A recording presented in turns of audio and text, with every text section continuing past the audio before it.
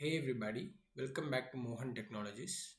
In previous video, we saw architecture of a centralized version control system and its working principle and disadvantages of a centralized version control system.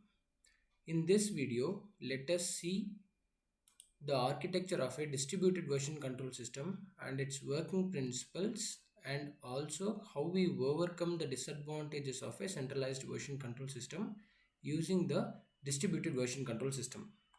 Before watching this video, please try to watch the previous video if you haven't watched yet, because you will understand very well architecture of a distributed version control system. So in distributed version control system, we have something called as two components. One is remote repository, another one is local repository. So what is meant by remote repository? So a remote repository is nothing but a remote server in the centralized version control system, where it will be available somewhere.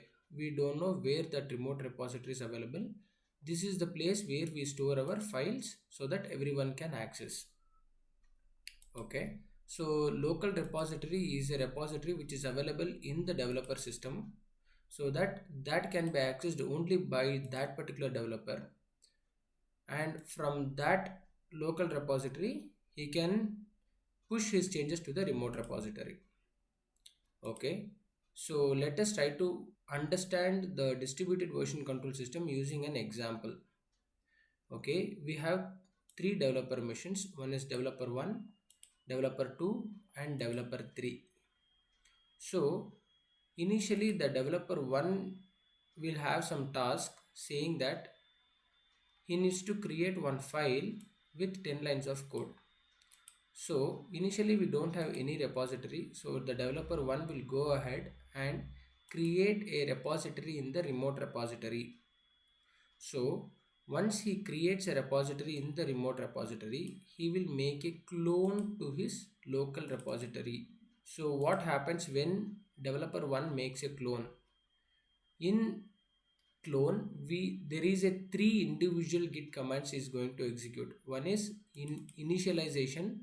Initialization means a local repository will be created in the developer 1 system, and the connection establishment between the local repository and the remote repository will be happening, and the copy of that particular repository will be available in the developer system.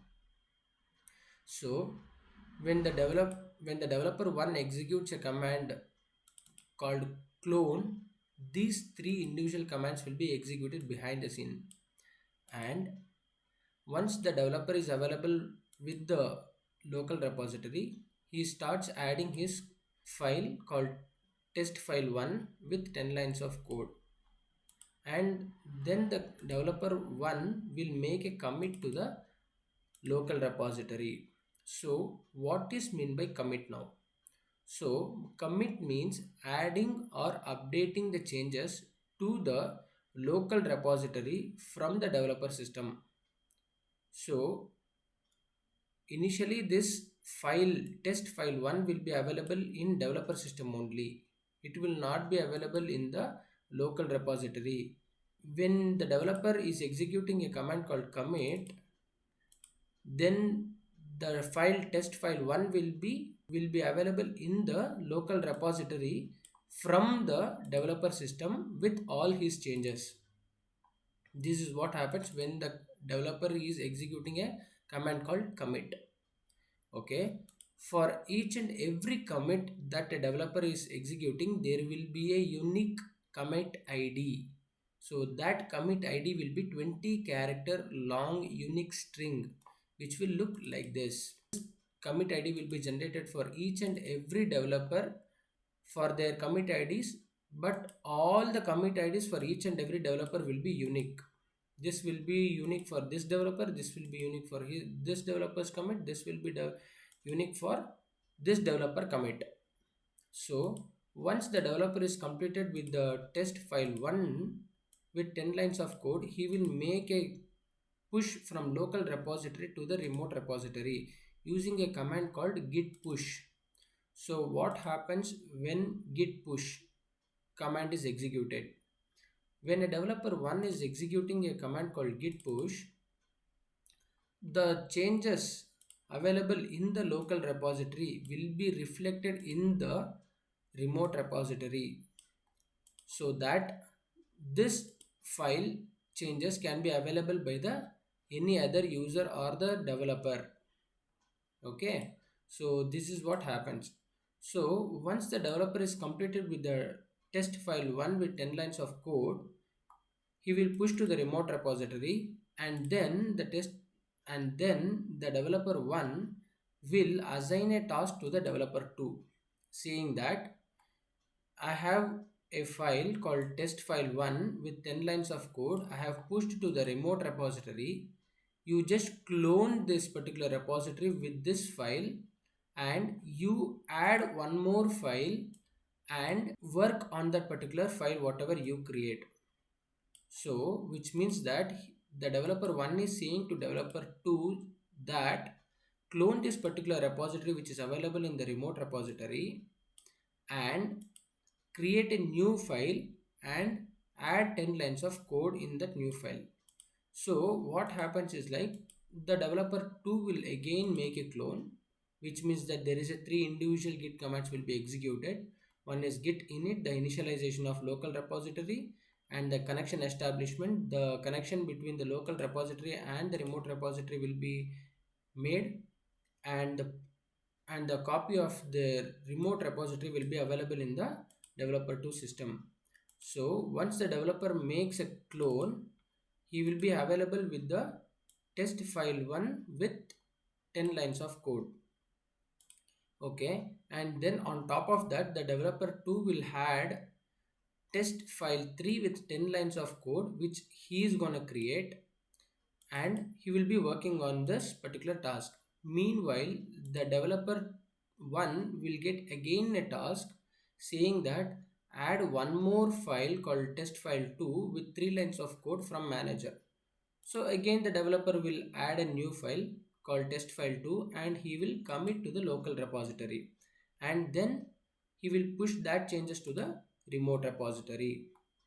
Okay, now the developer 2 has completed with the task whatever the developer 1 has given, and now he has two files in his local repository, that is test file 1 with 10 lines of code and test file 3 with 10 lines of code which the developer 2 has added, and now he is trying to make a push.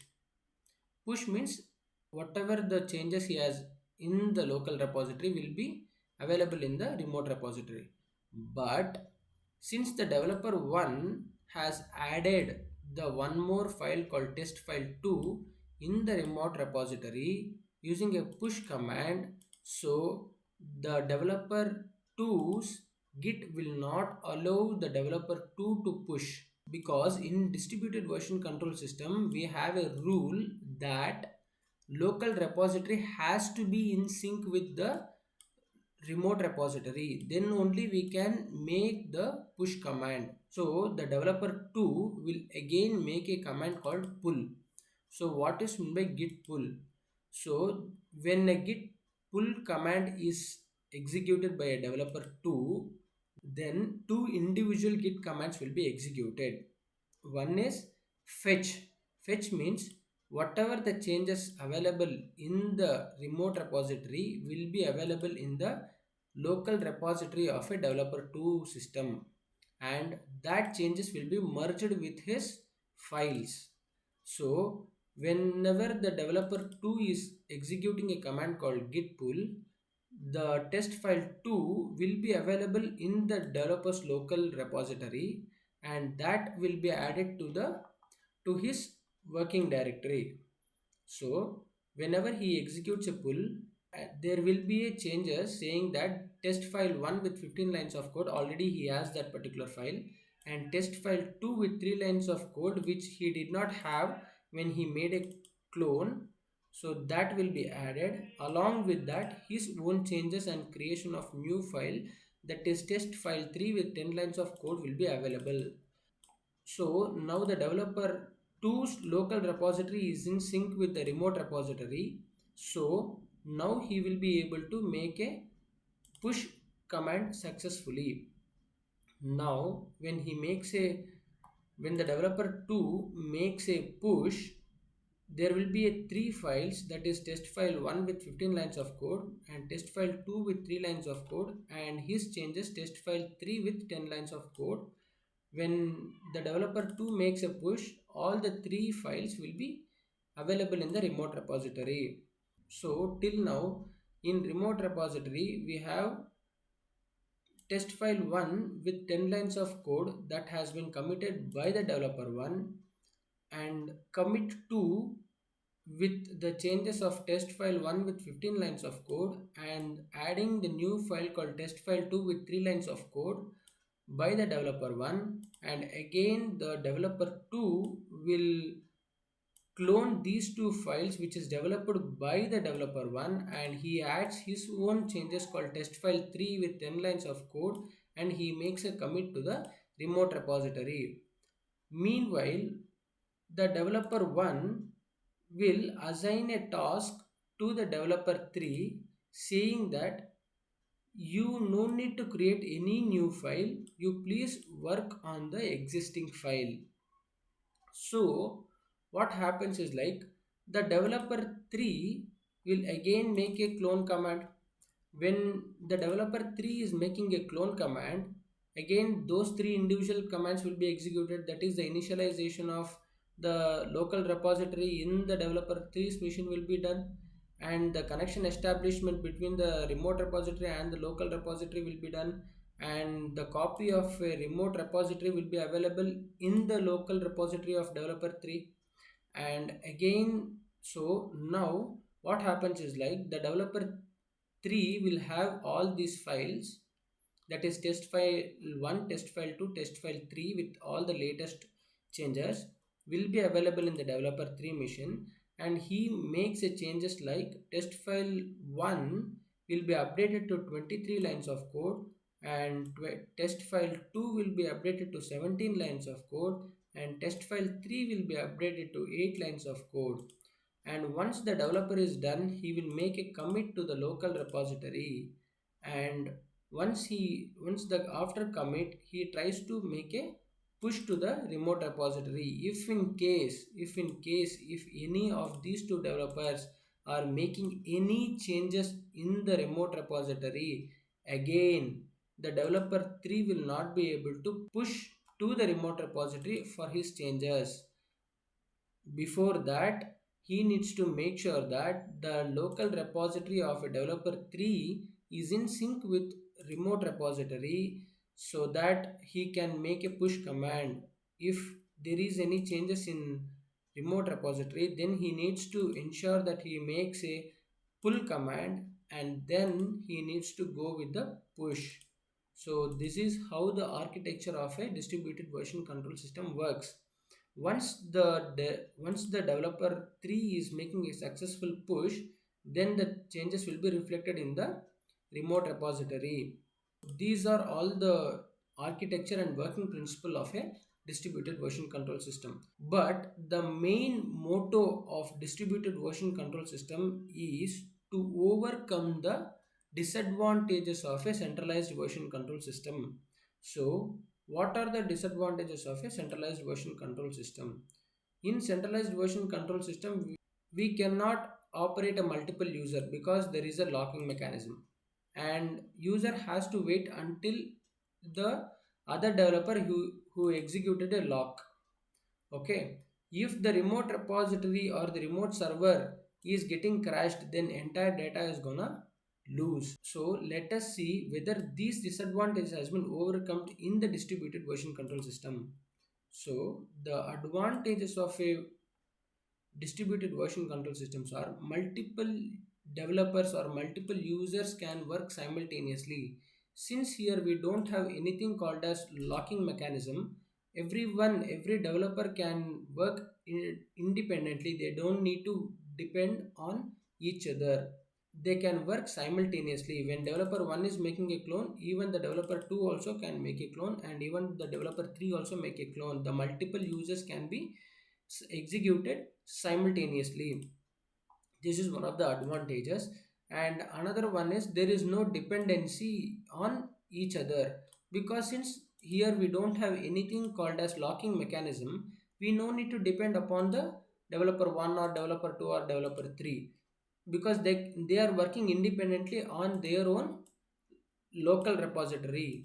Since here we have a local repository, we no need to fear about the remote repository. Even if the remote repository is going down, no need to worry. We have a backup called as local repository. We can take it from here. This is the third point. Even if the remote repository is crashes, the backup can be taken from the local repository.